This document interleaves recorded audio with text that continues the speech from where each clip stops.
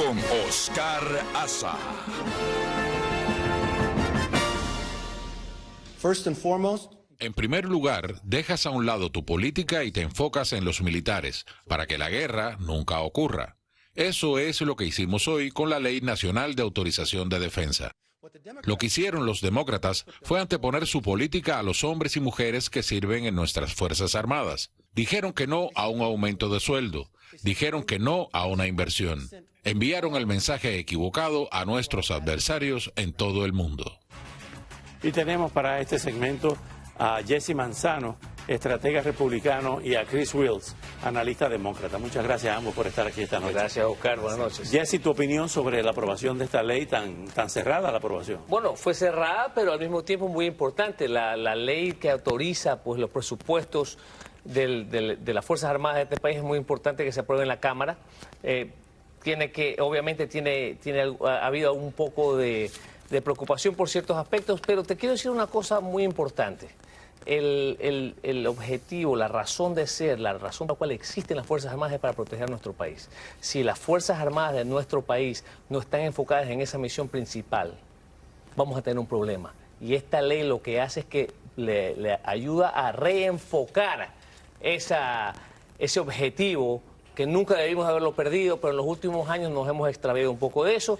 Y te hago un descargo de responsabilidad. Yo soy oficial de las reservas del Ejército. Obviamente no estoy hablando aquí en ninguna calidad autorizada por el Departamento de Defensa. Es verdad que pagan muy mal. Bueno, todo depende. Tú sabes que hay muchos Usted es un hombre próspero, Sí, usted es un hombre que no tiene problemas económicos. Eso es como una especie de propina. Es un servicio que uno hace a esta gran nación por las oportunidades que nos ha dado, Oscar.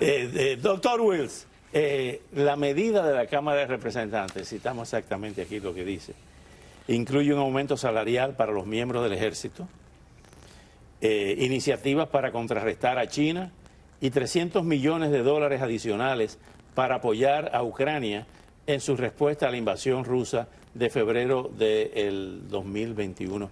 Pero ¿qué opina usted de esta aprobación en el día de hoy? Ahora todavía tiene que ir al Senado. Precisamente. Primero quiero empezar dándole gracias a Jesse por su servicio a nuestro país y a todos los que sirven en nuestro país. Y precisamente es lo que quieren hacer los demócratas y lo que vamos a ver en el Senado.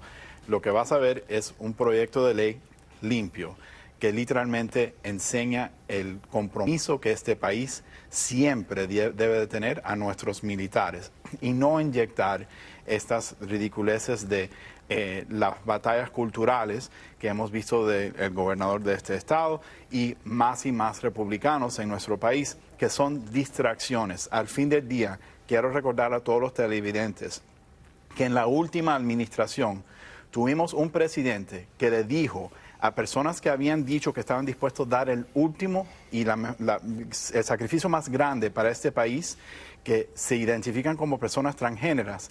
El último presidente dijo que ustedes no pueden servir en nuestras Fuerzas Armadas. Yo estoy muy orgulloso que tenemos un presidente hoy en día que tiene en el Departamento de Defensa liderazgo que reconoce que las personas que defienden a nuestro país son un grupo diverso, que vienen de diferentes culturas, diferentes familias y diferentes tipos de familias, y que nosotros debemos de honrar el don de ellos y la disposición de ellos para dar el sacrificio ese a nuestro país. Jesse Manzano, ¿cuáles son las enmiendas a las que se oponen los republicanos? Yo creo que los demócratas son los que se oponen. Lo que se aprobó fue aprobado por los republicanos. Okay. No, hay ciertos aspectos de la ley que cambia un poco la política que ha sido implementada por el Departamento de Defensa en los últimos años bajo la administración actual. Entre ellos, los fondos destinados para la transición de género de ciertas personas, los pagos para que las personas puedan tener abortos, ¿verdad? Mientras están dentro del servicio militar en estados en donde quizás no se permita eso. O sea, que no lo cubra el ejército. Correcto, los viajes y los gastos médicos, todo ese tipo de cosas. Pero quiero dejar algo aquí en claro.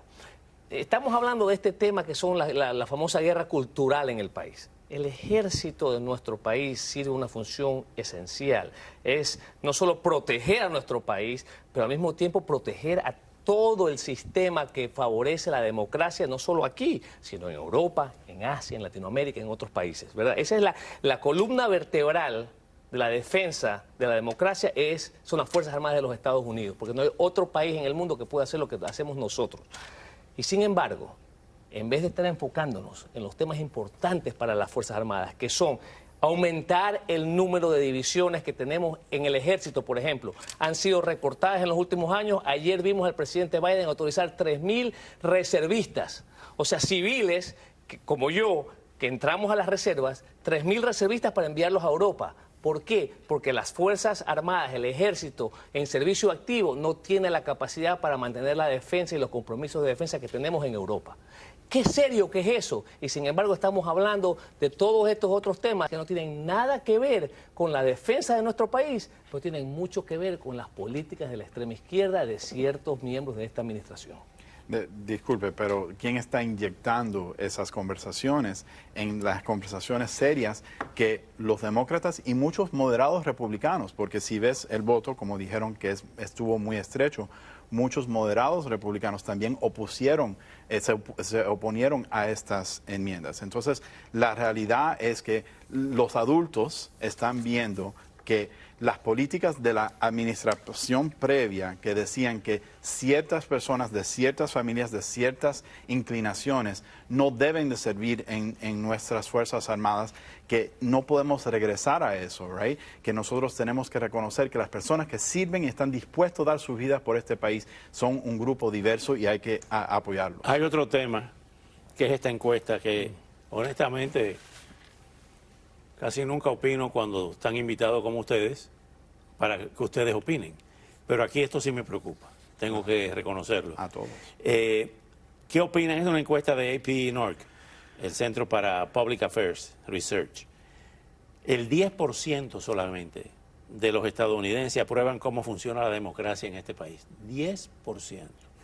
El 49% dice que la democracia no está funcionando bien en los Estados Unidos. El Congreso defiende mal los valores democráticos en un 53%. Y el 49%, o sea, la mitad del país, dice que los partidos políticos defienden mal la democracia.